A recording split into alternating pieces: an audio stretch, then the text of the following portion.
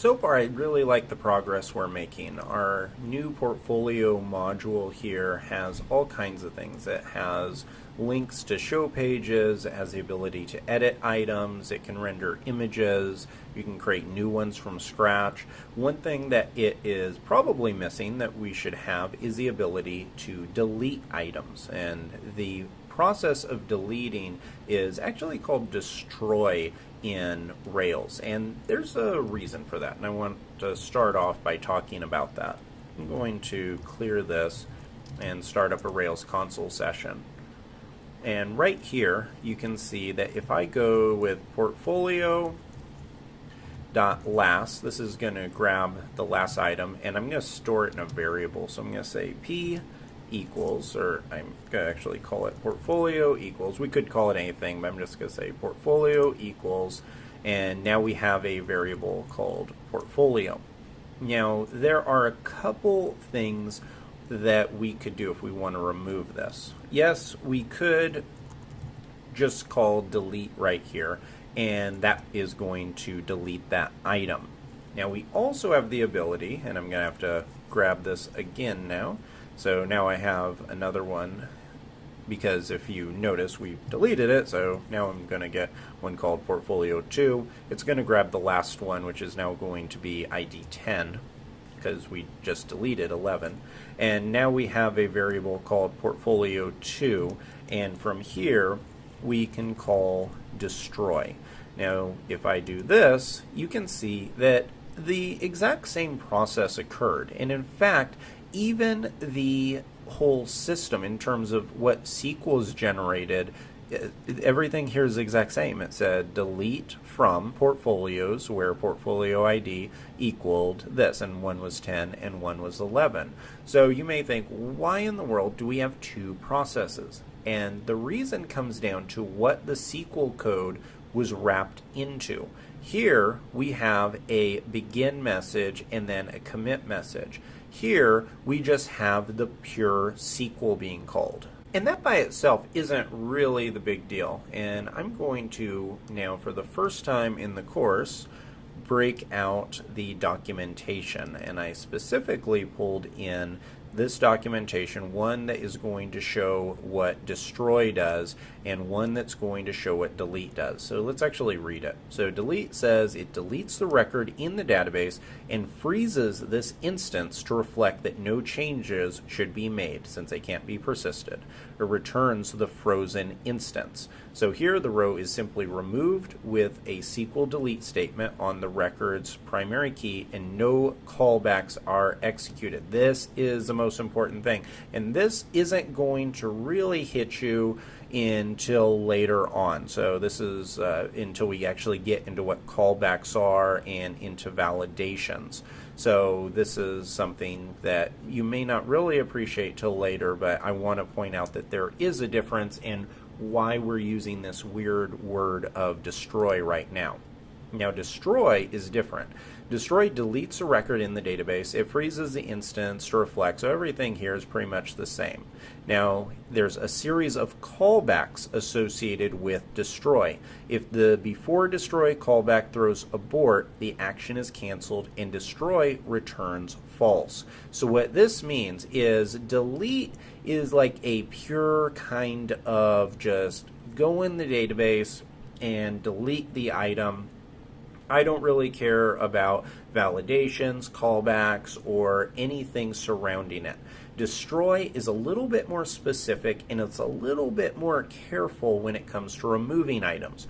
For example, if I tried to delete this portfolio item, but I had some other part of the application that was trying to protect it, then I would get an error message here, and it would say, I'm sorry, you can't delete that because it's connected or it's owned by this other part of the application. Where here, it would just simply go and it would remove the item. So that's something that I think is important to know, because it's a pretty common question, is what's the difference between delete and destroy? Like I said, you're probably not going to appreciate that difference until later, but I at least wanted to kind of give you an intro to what the difference is.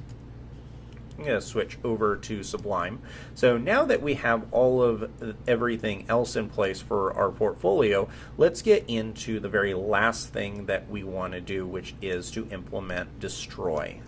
I'm going to come here and just create a destroy method. Now, destroy is a special word. If you run rake routes, you're going to see a controller action in resources in that route that says destroy. So by default, this is going to be included, and it's very important that we keep it here. Now, one thing to note, destroy does not have its own template. So if you come down to portfolios, we don't need to create a destroy file because destroy simply deletes the record and then it redirects the user someplace else. We can take a look at our scaffold here and you can see we do not have any destroy files. But if we go to our blogs scaffold controller file right here, and go all the way down, you can see that we have a destroy method. I'm going to copy this and bring it back to our portfolio controller, and I'm just going to put it inside of here.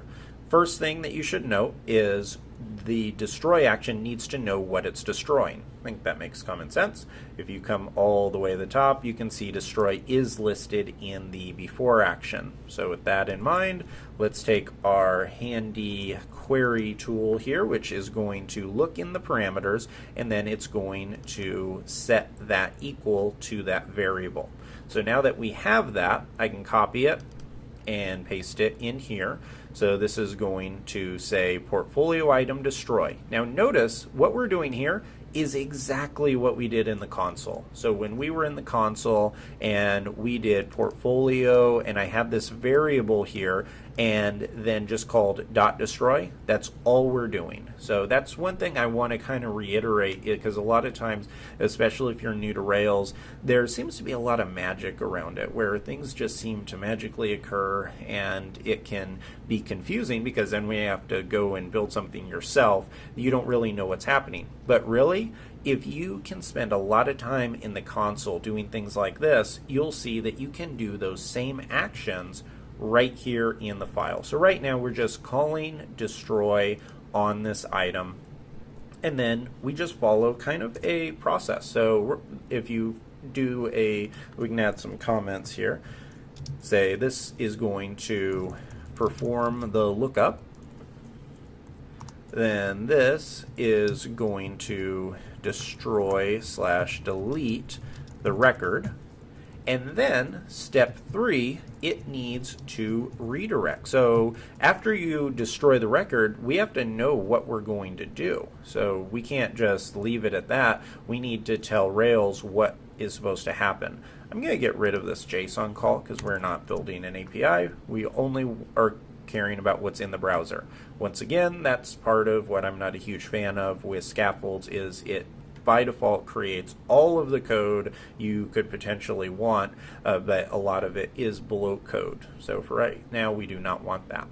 So respond to, all this is going to do is it is going to say, what do you want to happen after this destroy occurs? And we want to redirect not to the blog's URL, but to the portfolio's URL.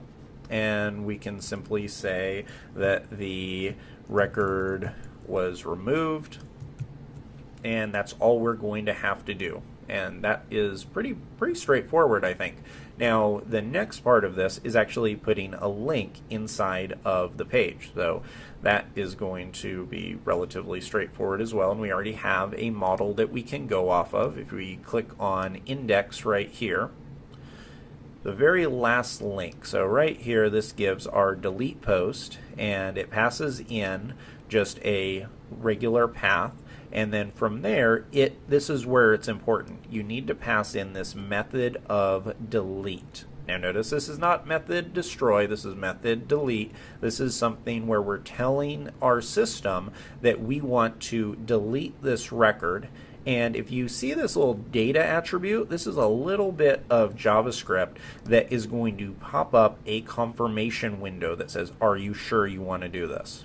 I'm going to take all of this and let's put it inside of our portfolio index next to each record. it's going to say delete portfolio item. Now, one other thing that is of note, notice here where we're not having to do blog path. This is some syntactic sugar here, which means that this is a little tool that Rails gives us where we can type less code. Technically, this is the same as saying blog path, but you don't have to do that. It's simply something optional. So for this case, I am going to do it just because I want it to match all of these items. So here, I want to have the portfolio path, and we can always come back and refactor it later to clean it up. So I want the portfolio path, and I want to pass in the portfolio item.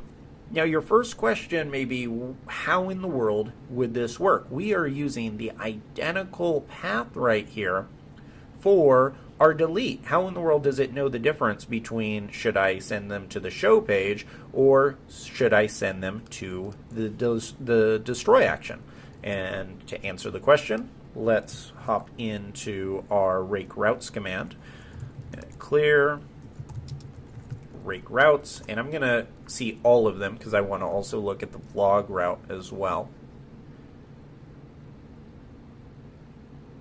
Running this, we can see what our destroy or our delete action looks like. So if we look at this, we can see that it doesn't actually have a method by itself. So there is no method for portfolios, and there is no method right here for blogs. But the interesting thing is this is something that carries and cascades down. So if we want to call this, then it's going to use the same one. So this one's going to be blog, this one's going to be blog, this one's going to be blog, and this one's going to be blog. Same thing up here. If we want the update action directly, it's going to be portfolio path.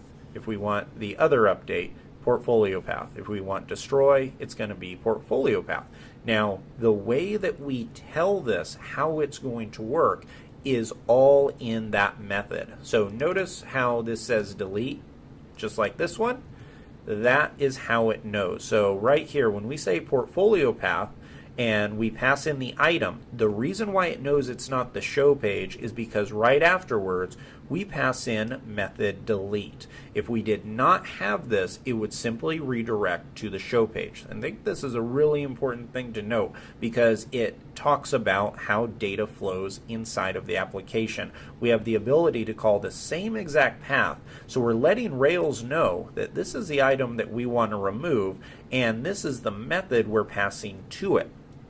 Technically, the method in our show page right up here is using the get method. So right here, it is using the get verb. This is where the verbs come into play, but by default, Rails just assumes that if you don't pass a method in, that you're trying to send it to a get, because a pretty high percentage of the paths and links that you're going to be doing are going to be get messages.